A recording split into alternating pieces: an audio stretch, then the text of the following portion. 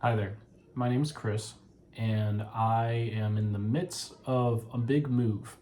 We're going to be moving from our house for the first time in 10 years, and we're going through the process of boxing up a lot of things, throwing things away, giving things away, and I keep stumbling upon a bunch of things that I've had since my childhood, and I thought that that was kind of cool. It's surprising the things that you end up holding on to, things that have survived moves, things that have followed you from house to house. I grew up in North Carolina. We moved a number of times. I'm the oldest of 5 kids. For a little bit of context, I was born in 1992, and at the time of making this video, I'm 33 years old, almost 34. And I don't know if it's because I am now a father. I have an 8-year-old and a 3-year-old, or whether I'm entering my mid 30s, or because we're getting ready to move. I'm really nostalgic right now. And it could be a combination of all those, it probably is. But I thought that it would be really cool to just go and make a brief video on some of the things that I still have, talk about how long I've had them, what they mean to me, and just share how cool it is to watch my kids play with these toys that I used to play with. These are items that I've had for 25 or 30 years. Some of them I've had my whole life, which is it's just wild to say. You don't realize how lucky you are to really still have these things that again have survived moves. I joined the Navy. Some of these things followed me through the military. I've grown up. I've grown up. I have my own family now, and these things now belong to my kids. But the first thing that I want to talk about is something that I just call Blue Car. All right. This is a Little Tikes blue van, specifically the Woody model. I got it when I was 2 years old on Christmas Day, 1994. I loved playing with this when I was little. I absolutely loved it. I had so much fun in it. My brothers and I would push each other around. We'd flip it over. We used and abused this thing. And I am the oldest of 5 kids. So this car survived 5 childhoods in my household. And thankfully, my dad, he held on to it all this time. And then 8 years ago, when I became a father, my dad gave it to me. And it has been amazing to watch my sons play with this toy. It just really has. It's super cool. Very, very cool to watch them play with this. I found an eBay listing for this car, and it describes it as indestructible. And I think that's pretty accurate. This car has been beat up and down, ridden down hard, and it is still kicking. I'll put some B-roll footage over right now. This is the car, the same one that I had got back on Christmas Day, 94. It is missing a lot of its original parts. It is, it doesn't have a sunroof anymore. None of the stickers are on there, I don't think. The wood, some of the wooden paneling is coming off. About the only thing that has been restored was a USMC sticker on the back of it. My dad was in the Marine Corps, and whenever he gave it to me, about 30 years ago, he slapped a sticker on there. So I had an extra sticker that's been restored to its former glory, right? But that's it. This is a super awesome car, very, very nostalgic item. I plan on holding on to this for as long as I can, and hopefully one day my grandkids can play with the same car, because chances are it's still going to be alive. It's still going to survive.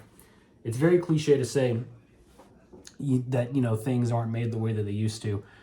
I actually don't really like that saying very much, but in this case, this is definitely one of those examples, though. I mean, it has just survived. We've gotten some of these like modern versions of this, like the Little Tikes cars, and after a few months, a wheel will break or something goes wrong, but not this. Not this thing. This thing is an absolute beast. The next item that I am very fortunate to still have is right here. It is my original copy of Halo for the Xbox. This is a really, really special copy to me because my aunt, who is no longer alive, she passed away too young, she got it for us. I have a special relationship with Halo. I was in the 3rd grade when this game came out, and it was a massive hit. I mean, it was a big hit at school. It was a big hit with kids in my neighborhood. It rocked. Nothing like that had really ever come out before, especially not at that level. I mean, just with the stuff that you could do. But something that was kind of funny with the Halo that I had was I didn't have my own copy for the longest time. I had borrowed a copy from a guy named Dustin who lived in my neighborhood. Good guy. But the copy that he let me borrow was scratched. It only would do multiplayer, which was great, and then it would only do the first 2 missions of the campaign, the Pillar of Autumn and Halo. And then as soon as you would try to load in Truth and Reconciliation, level 3, the loading screen would just never go past it. I don't know if you remember or not, but on the original copy of the game, there was like a blue bar that would kind of illuminate the Halo ring, and that was like the loading screen. And it would get about 3/4 of the way through, and then it would just stop. My brothers and I, we probably left it on for like hours waiting to see if it would ever load, and it just never did. I mean, the game was in horrible condition. So we must have played the Pillar of Autumn and Halo hundreds of times through like Christmas break 2001 into early 2002. I mean, we played it so much. We beat every level with every weapon. We just did melees. I mean, we just did everything that we could with just those first 2 missions. I remember it's funny, but I used to have dreams of like flying the Banshee, because you couldn't fly the Banshee in multiplayer in the original copy of the game. And you know, it was just funny. I really wanted to finish the story, and my Aunt Heather, she had got me a brand new copy right here, and I was finally able to play through the game, and I loved it. I still love Halo. It's one of the most important games to me, and the fact that you know, she's no longer around and that I still have the copy that she got me over 25 years ago is crazy. And I'm always going to have this. I'm not getting rid of this ever. The next item that I still have from my childhood is this Crash Bandicoot toy. This toy. It's in pretty rough shape, all right? He is he's a little beat up. Again, 5 childhoods. And now my kids have them, and they play with them. They make them do backflips and everything. I looked it up, and apparently this is something called a Resource plush keychain. He used to be on a key, and it makes sense. I had forgotten all about this until I started looking it up yesterday. But you can see here where he used to have, you know, keychain. Apparently he also used to have gloves, which I'd also forgot about, but you can still see, if you look closely right here, that he used to have these red gloves on. There's even a little bit of faint red. I don't know if the camera can pick it up or not, but it's still here. It's a little bit harder. Yeah, I love Crash Bandicoot. Crash Bandicoot rocks. Crash Bandicoot 2 was one of the first games that I ever played. And apparently this is not like an official copy. It's like more of a fake Crash, or one of those like just cheap knockoffs. I think that in my research of this, I found out that they were pretty common in like amusement parks, but I don't care. I mean, this thing is, it's been around for a really long time. Super cool. My kids love it. Hey, Lucas, you want your Crash Bandicoot back? Yeah. Okay, come here.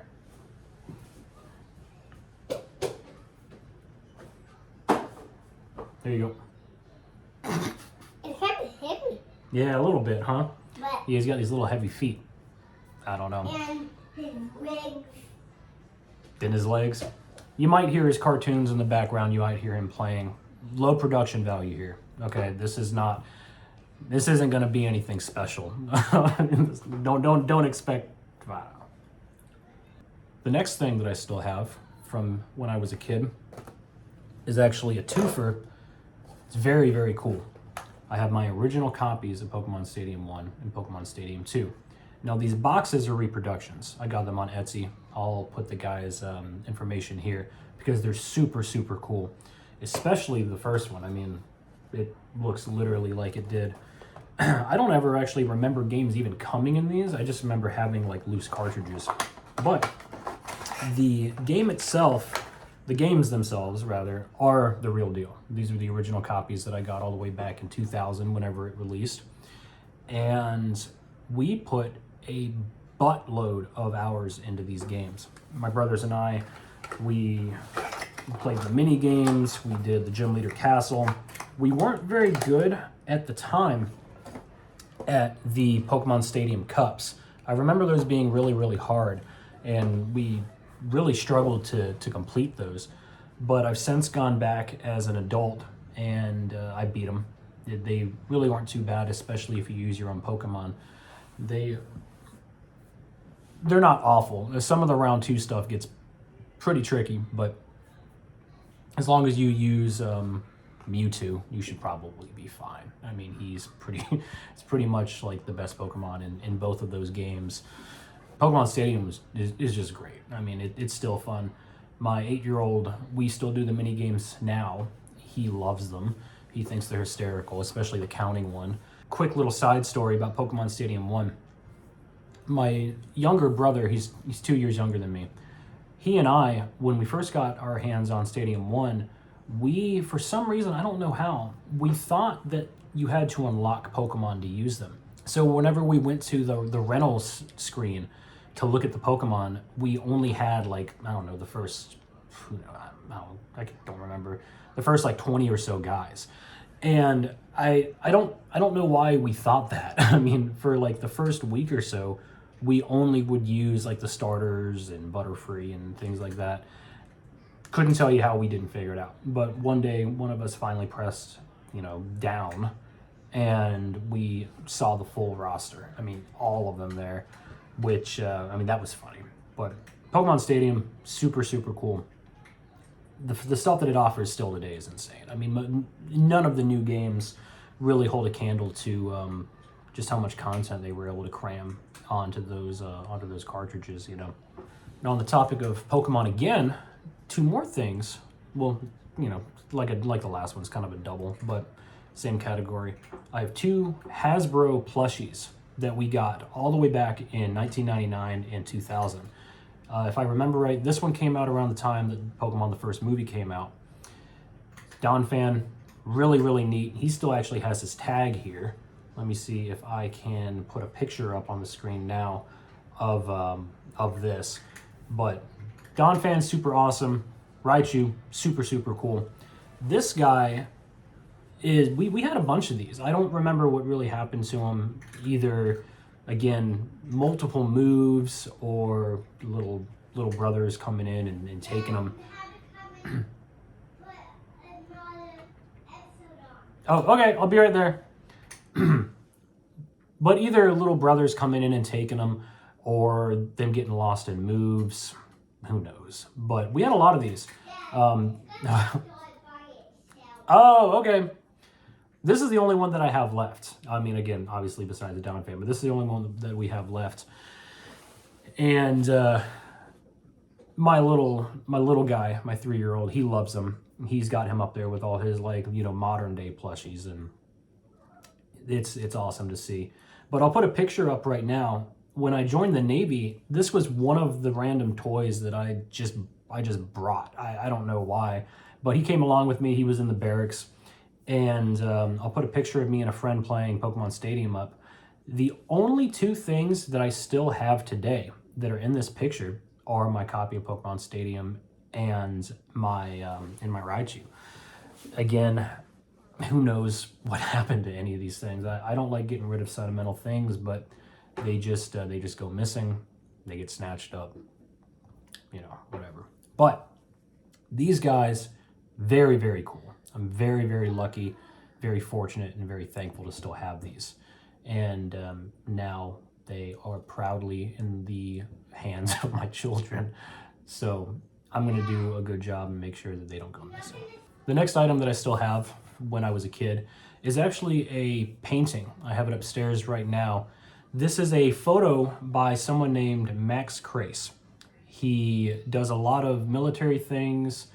To my knowledge. I mean, he's probably got a lot of other works, but he does a lot of military and law enforcement style paintings. My father was a police officer in North Carolina, and shortly after he joined the department, somebody gave him this, or he had acquired it. I don't really remember. I don't really know how he got it, but I was about 10 years old when he got this. Maybe I was almost 10, 9 or 10, doesn't matter. But I used to spend so much time like looking at this picture. I mean, I went over every meticulous detail, looking at their gear, looking at their weapons. I just thought it was a super cool painting. I really liked it. Their rifles that they're holding, I believe that there's something called the Clet. I know that PSA has recently done a new line of them because H&R, they either acquired H&R or they got permission to use their weapons. I'm not really, confident on the details, so don't take my word for it. But for the longest time, I didn't even know what the weapon was. But yeah, this is just a really, really cool, really nostalgic photo. My dad still had it. I went to visit him somewhat recently, and this was sitting in like the corner of his basement, and I was like, "Hey, can I take that?" I really like it. And thankfully he said yes. He let me bring it home, and now I cleaned it up, and I've got it hanging up in my hall, and just really, really happy to have this. It's just nice. It's just nice to still have. The next item that I want to talk about would be my binder of Pokemon cards that I had when I was little. I don't remember when I got this binder, who got it for me, or anything, but it is super neat. Looks like the original Pokedex, complete with Fat Pikachu. I have a lot of original cards, most of them being from the late 90s, early 2000s. One thing that kind of sucks is when I joined the military in 2013, I left this binder at home, and I still had little siblings in the house. They had friends over. I'm missing a ton of cards. I mean, just a ton of them. A lot of holographic ones especially. There's no telling where they went. There's no telling who has them. Things go missing. It is what it is. But I'm still very fortunate to have a lot of my favorite ones, most of like the Raichus, a couple of the Pokemon gym leaders. I don't think that I have anything terribly valuable in here. A lot of these are just more sentimental. But I did look them up. I got a couple of cards that are worth $50 to $100, depending on who would be comfortable paying for that. I'm not really interested in selling them. I just think that it's cool to still have them. My 8-year-old is currently into Pokemon, and normally whenever we go to Target, or if he has like a birthday or Christmas coming up, I'll get him a pack. So he has a ton of cards now too. Very, very cool. My 3-year-old, he just thinks they're neat. He wants to be included, so he's got a small binder as well. And he's just got a bunch of random trainer cards in there. Nothing terribly special, but it is cool that they are interested in something that I was interested in when I was a kid. And I'm very happy to still have my original binder and most of my original cards. I'm very, very blessed for that. The next item that I want to talk about is my little stuffed animal. I had this when I was a baby. My dad got it for me. He probably had it beforehand. I don't really know, because I looked into it, and apparently this is something called the Gund Mutsi puppy dog, made in 1985 in Korea, where my dad was stationed at the time. I'm sure that he didn't acquire this in Korea. Maybe he did. Maybe he got it back in the United States. Who knows? I wasn't around in 1985, so I don't know where this was really sold. But this is what I had in my crib when I was just a little baby. And I had a ton of stuffed animals like when I was little. I couldn't tell you where any of them are anymore. But fortunately, this is the one that has survived moves. He didn't come with me in the military, but this was something that it still stayed behind at the house and was safeguarded. He now lives with my little 3-year-old up in his room amongst his mountain of stuffed animals that he has himself. and it is in very, very good hands. Very, very happy to still have this. The last item that I want to talk about that I still have would be this Pikachu VCR. It does not work anymore. This has not worked in a very, very long time. Couldn't tell you when it stopped working. The little tray here, this doesn't close. It's supposed to.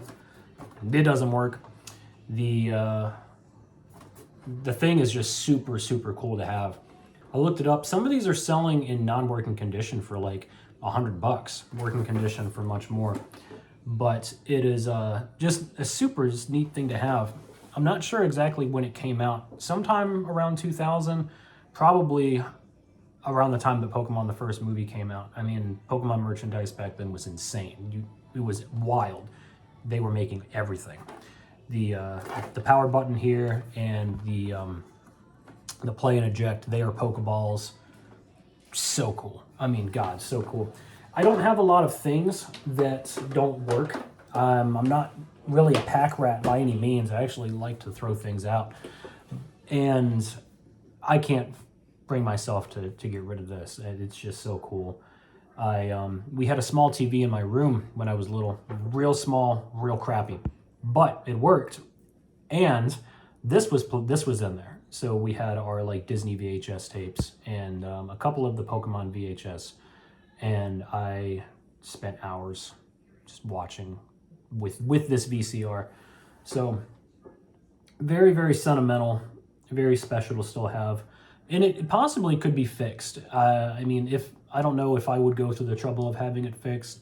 I don't know that I would really watch anything on it if it could work. I mean, nowadays you can probably get anything on digital or Blu-ray. So I don't know that it's really worth the hassle, but it is cool to still have and still hold on to. And I'm very, very thankful to still have it. I have reacquired a lot of things from my childhood. Things like the Burger King Pokemon ball with the gold card in it. I have also got a couple of Fisher-Price items such as the castle and in the forest.